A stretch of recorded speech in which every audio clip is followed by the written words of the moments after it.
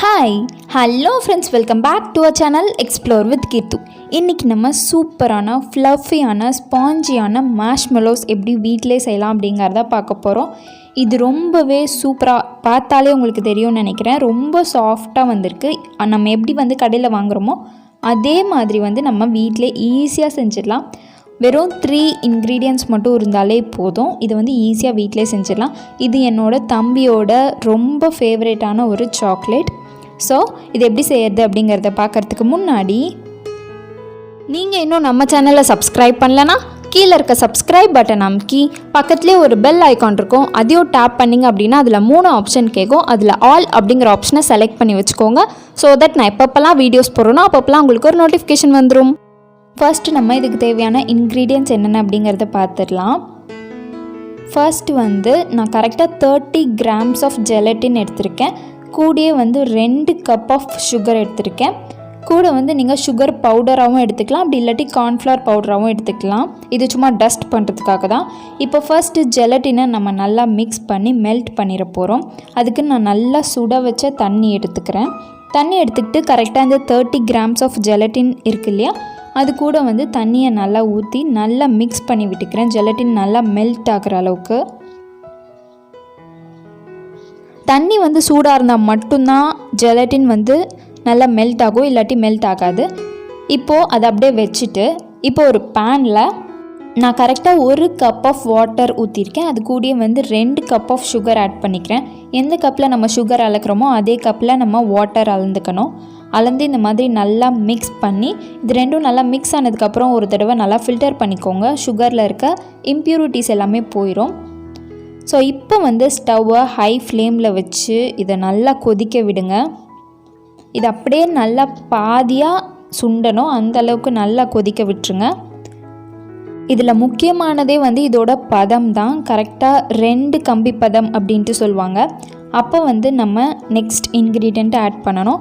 உங்களுக்கு 2 கம்பி பதம் எப்படி அப்படிங்கிறத பார்க்க தெரியல அப்படின்னா நான் சொல்கிற மெத்தட் நீங்கள் ஃபாலோ பண்ணிக்கலாம். இப்போ நல்லா கொதிச்சிடுச்சு. கரெக்டாக ஒரு 5 minutes நல்லா கொதிச்சிருக்கும். இப்போ பக்கத்துலேயே ஒரு பவுலில் நார்மல் வாட்டர் எடுத்துக்கிறேன். வாட்டர் எடுத்துக்கிட்டு நம்ம காய்ச்சி வச்சுருக்க இந்த பாகு இருக்கு இல்லையா, அதை இதில் ஊற்றுறேன்.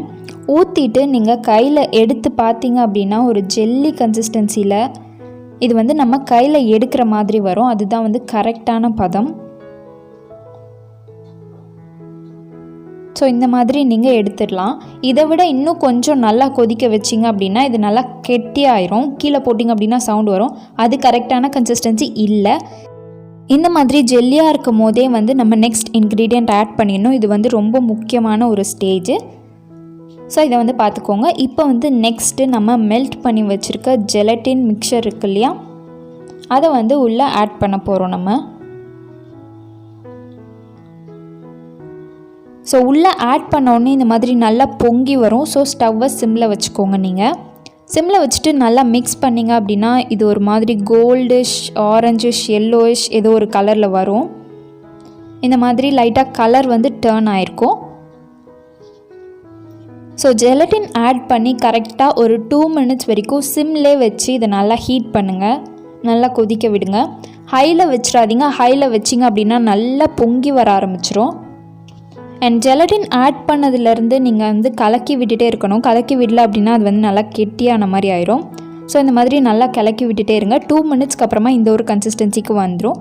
இப்போ நம்ம ஸ்டவ்வை ஆஃப் பண்ணிடலாம். ஸ்டவ்வை ஆஃப் பண்ணிவிட்டு ஒரு 5 minutes வரைக்கும் இதை நல்லா ஆற விட்டுருங்க. இந்த மேஷ்மெலோ ரெசிபியை நம்ம மிக்சியில் தான் செய்ய போகிறோம்.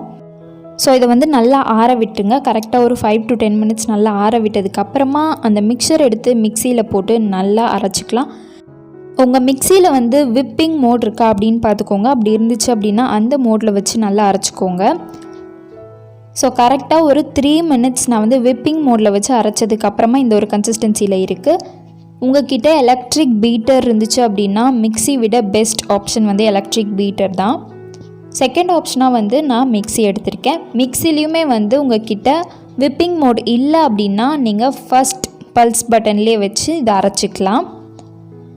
கரெக்டாக ஒரு 3 minutesக்கு அப்புறம் இந்த ஒரு கன்சிஸ்டன்சிக்கு வரும். இப்போ மறுபடியும் ஒரு 5 மினிட்ஸ் வரைக்கும் ஆற விட்டுருங்க. மிக்ஸி நல்லா சூடாக இருக்கும். ஆற விட்டதுக்கப்புறமா மறுபடியும் ஒரு 2 மினிட்ஸ் வரைக்கும் இதை நல்லா அரைச்சிக்கலாம். கரெக்டாக 5 மினிட்ஸ் மொத்தமாக, ஃபஸ்ட்டு 3 மினிட்ஸ், அப்புறமா கொஞ்சம் கேப்பு, அதுக்கப்புறம் ஒரு 2 மினிட்ஸ் நல்லா அரைச்சாச்சு. அரைச்சதுக்கப்புறமா கரெக்டாக 1/2 tablespoon of vanilla essence add பண்ணிக்கிறேன் நான். ஆட் பண்ணிவிட்டு இதையும் மறுபடியும் ஒரு 3 மினிட்ஸ் வரைக்கும் நல்லா அரைச்சிக்கலாம். ஸோ நல்லா அரைச்சாச்சு. அரைச்சதுக்கப்புறமா இந்த ஒரு கன்சிஸ்டன்சியில் இருக்கும். இதுதான் வந்து கரெக்டான ஒரு கன்சிஸ்டன்சி. ஸோ நம்ம இதை வந்து கீழே ஊற்றினோம் அப்படின்னா நல்ல ஒரு ரிப்பன் மாதிரி ஒரு ஃப்ளோயாக இது வந்து கீழே ஃப்ளோ ஆகும். நீங்கள் மிக்ஸி இல்லாமல் எலக்ட்ரிக் பீட்டரில் பீட் பண்ணாலுமே இதே தான். 5 மினிட்ஸ் பீட் பண்ணிவிட்டு அப்புறமா வெனிலா எசன்ஸ் ஆட் பண்ணிவிட்டு அதுக்கப்புறம் ஒரு 3 மினிட்ஸ் பீட் பண்ணணும். ஸோ இந்த ஒரு கன்சிஸ்டன்சியில் நம்ம நெக்ஸ்ட்டு வந்து நான் சாதாரணமான ஒரு பிளாஸ்டிக் இந்த மாதிரி ஒரு பாக்ஸ் எடுத்துக்கிறேன். நீங்கள் வந்து மெட்டல் பாக்ஸ் அந்த மாதிரி எடுக்காதீங்க. பெட்டர் வந்து பிளாஸ்டிக், அப்படி இல்லாட்டி அலுமினியம் ஃபாயிலில் இந்த மாதிரி ஒரு பாக்ஸ் வரும் இல்லையா, அந்த மாதிரி பாக்ஸ் எடுத்துக்கோங்க. நல்லா ஃப்ளெக்சிபிளாக இருக்கணும். இதில் வந்து ஃபுல்லாக ஆயில் அப்ளை பண்ணி நல்லா க்ரீஸ் பண்ணி விட்டுக்கிறேன் நான். ஃபுல்லாக க்ரீஸ் பண்ணி விட்டால் தான் வந்து மேஷ்மெலோஸ் ஒட்டாமல் வரும். இப்போது நம்ம அரைச்சி வச்சுருக்க மேஷ்மெலோஸை வந்து பாதியாக பிரித்து இதில் ஊற்றிக்கிறேன். ஃபர்ஸ்ட் ஹாஃபை மட்டும் இதில் ஊற்றிக்கிட்டு இதை வந்து நல்லா டேப் பண்ண போகிறோம். இதில் நிறையா ஏர் பபிள்ஸ் இருக்கும். ஸோ இந்த மாதிரி நல்லா கீழே வச்சு நல்லா டேப் பண்ணோம் அப்படின்னா அந்த ஏர் பபிள்ஸ் எல்லாமே மேலே வந்துடும். ஃபர்ஸ்ட் ஹாஃப் நம்ம இப்படி செட் பண்ணியாச்சு. செகண்ட் ஹாஃபில் வந்து நான் கொஞ்சோண்டு ஃபுட் கலர், நீங்கள் எந்த ஃபுட் கலர் வேணாலும் சேர்த்துக்கலாம். நான் இன்றைக்கி நார்மலான கேசரிக்கு போடுற ஆரஞ்சு கலர் தான் சேர்த்துருக்கேன். நீங்கள் வேறு எந்த கலர் வேணாலும் சேர்த்துக்கலாம். ஃபுட் கலர் சேர்த்து மறுபடியும் ஒரு பல்ஸ் பட்டன் கொடுத்து இதை நல்லா அரைச்சிக்கோங்க. சும்மா ஒரு 5 செகண்ட்ஸ் அரைச்சாலே போதும். இப்போது இந்த செகண்ட் ஹாஃபையும் வந்து இதுக்கு மேலே லேயராக நான் இதை வந்து அப்படியே ஊற்றிடுறேன். கீழே இருக்கிறது செட் ஆனும் அப்படிங்கிறதுலாம் கிடையாது.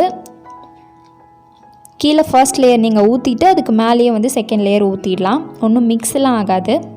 ஸோ அப்படியே மிக்ஸ் ஆனாலுமே வந்து அதுவும் ஒரு நல்ல ஒரு லேயர் மாதிரி தான் இருக்கும் நமக்கு, சூப்பராக. ஸோ செகண்ட் லேயரையும் போட்டு நம்ம இந்த மாதிரி நல்லா டேப் பண்ணதுக்கப்புறம் உங்களுக்கு பார்த்தீங்கன்னா தெரியும் மேலே ஃபுல்லாக ஏர் பபிள்ஸாக இருக்கும். ஸோ இந்த ஏர் பபிள்ஸை வந்து சாதாரணமாக ஒரு டூத்பிக் வச்சு இந்த மாதிரி குத்தி குத்தி விட்டிங்க அப்படின்னா இந்த ஏர் பபிள்ஸ் எல்லாமே உடஞ்சிரும். ஸோ இதை வந்து இதே மாதிரி இந்த பாக்ஸை வந்து நல்லா க்ளோஸ் பண்ணிடுங்க. க்ளோஸ் பண்ணாமல் இருந்தீங்க அப்படின்னா மேலே ஒரு லேயர் மாதிரி ஃபார்ம் ஆயிரும். இதை வந்து நீங்கள் ரூம் டெம்பரேச்சர்லேயே வச்சுக்கலாம். கரெக்டாக நான் வந்து ஓவர் நைட் அப்படியே வச்சுட்டேன். நெக்ஸ்ட் டே நம்ம எப்படி இருக்குன்னு பார்க்கலாம். ஸோ நெக்ஸ்ட் டே பார்த்தீங்கன்னா நல்லா செட் ஆகிருக்கும். நம்ம வந்து ஆயில் க்ரீஸ் பண்ணி விட்டதுனால ஓரத்துலலாம் உங்களுக்கு பார்த்தாலே தெரியும் ஒட்டாமல் இருக்கும். இப்போ நான் வந்து மேலே கொஞ்சோண்டு கார்ன்ஃப்ளவரை டஸ்ட் பண்ணிக்கிறேன். நீங்கள் கார்ன்ஃப்ளவருக்கு பதிலாக பவுடர்டு சுகர் கூட எடுத்துக்கலாம், பெட்டர் ஆப்ஷன். ஸோ இந்த மாதிரி ஃபுல்லாக டஸ்ட் பண்ணிவிட்டு ஓரமாக இருக்கு இல்லையா, ஓரமாக இருக்கிறது எல்லாத்தையும் நான் லைட்டாக இந்த மாதிரி எடுத்து விடுறேன். எடுத்து விட்டு அங்கேயும் கொஞ்சோண்டு இந்த பவுடர், அதாவது கார்ன்ஃப்ளவர் இல்லாட்டி பவுடர்டு சுகர் ஏதோ ஒன்று தான் ஆட் பண்ணிக்கிறேன்.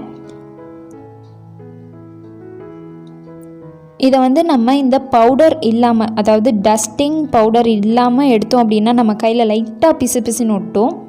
அதனால இந்த பவுடரை வந்து நல்லா டஸ்ட் பண்ணிவிட்டு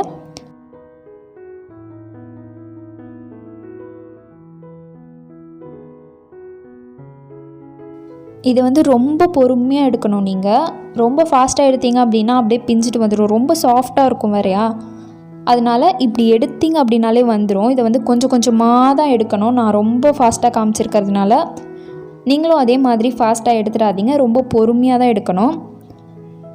ஸோ இந்த மாதிரி லைட்டாக ஒட்டியிருக்கும் பாக்ஸில், அதை வந்து லைட்டாக இந்த மாதிரி நம்மளோட பவுடரை வச்சு நல்லா டஸ்ட் பண்ணி அதை வந்து கொஞ்சம் கொஞ்சமாக பொறுமையாக எடுக்கணும்.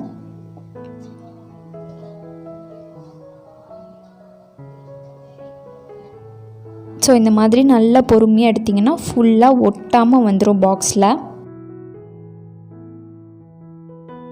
ஸோ அட்லாஸ்ட் இதை வந்து நம்ம எடுத்துட்டோம் ஃபுல்லாக ஒட்டாமல்.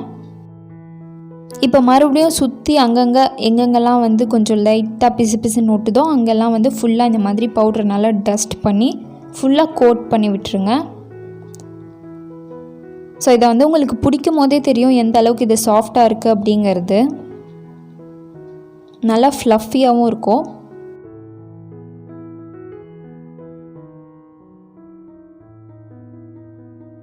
ஸோ அப்படியே நம்ம கடையில் வாங்குகிற அதே மேஷ்மெலோட கன்சிஸ்டன்சி வந்துருச்சு இப்போ நமக்கு. இப்போ இதை நம்ம பீஸாக போட வேண்டியது தான். ஃபஸ்ட்டு நான் ஒரு அவுட்லைன் மாதிரி கொடுத்துக்கிறேன். இதை நீங்கள் கட் பண்ணுறதுக்கு முன்னாடி உங்களோட நைஃப்பில் வந்து இந்த மாதிரி பவுடரை டஸ்ட் பண்ணிக்கோங்க. அப்படி இல்லாட்டி நைஃப் ஃபுல்லாக லைட்டாக அந்த மாதிரி பிசுன்னு ஒட்டிக்கும். ஸோ ஃபர்ஸ்ட் வந்து அவுட்லைன் கொடுத்துக்கிறேன் நான். எந்த ஒரு விஷயத்தையும் பிளான் பண்ணாமல் பண்ணால் இப்படித்தான். பிளான் பண்ணி பண்ணணும். ஓகே. ஸோ வந்து அவுட்லைன் கொடுத்து இந்த மாதிரி ஈஸியாக கட் பண்ணிக்கலாம்.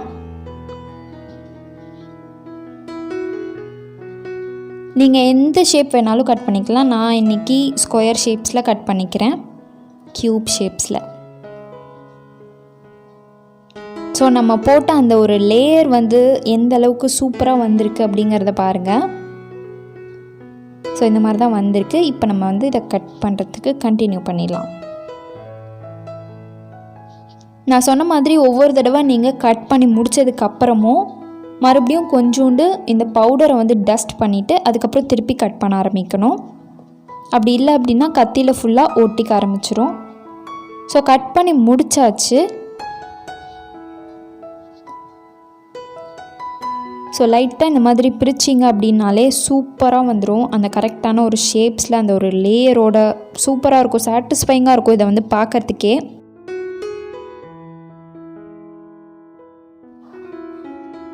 ஸோ அட்லாஸ்ட் நம்மளோட மேஷ்மெலோஸ் வந்து ரெடி ஆயிடுச்சு. கடைசியாக கட் பண்ணி முடித்ததுக்கப்புறமாவும் ஒரு தடவை லைட்டாக இந்த பவுடர்டு சுகரை வந்து டஸ்ட் பண்ணிக்கோங்க. ஸோ அவ்வளோதான், நம்மளோட மேஷ்மெலோஸ் ரொம்பவே ஃப்ளஃபியாக, ரொம்பவே சூப்பராக, ரொம்பவே டேஸ்ட்டாக, கரெக்டான ஒரு கன்சிஸ்டன்சியில் வந்துடுச்சு. ஸோ இந்த வீடியோ உங்களுக்கு யூஸ்ஃபுல்லாக இருக்கும்னு நான் நம்புகிறேன். யூஸ்ஃபுல்லாக இருந்துச்சுன்னா கீழே இருக்க சப்ஸ்கிரைப் பட்டன் அமைக்கி சப்ஸ்கிரைப் பண்ண மறக்காதீங்க. அண்ட் நிறைய பேர் நம்ம சேனலை சப்ஸ்கிரைப் பண்ணாமலே பார்த்துட்ருக்கீங்க. அவங்களாம் ஒரு செகண்ட் டைம் எடுத்து சப்ஸ்கிரைப் பண்ணிட்டீங்க அப்படின்னா இந்த மாதிரி நிறைய வீடியோஸ் கொடுக்கறதுக்கு எனக்கு ரொம்ப ஜாலியாகவும் இன்ட்ரெஸ்டிங்காகவும் ரொம்பவே மோட்டிவேஷனாகவும் இருக்கும். ஸோ சப்ஸ்கிரைப் பண்ணிவிட்டு பாருங்கள்.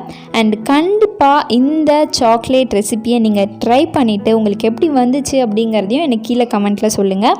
ஸோ அவ்வளோதான், இந்த வீடியோவை இதோட முடிச்சுக்கலாம். அண்ட் நம்ம நெக்ஸ்ட் வீடியோவில் பார்க்கலாம். பாய்.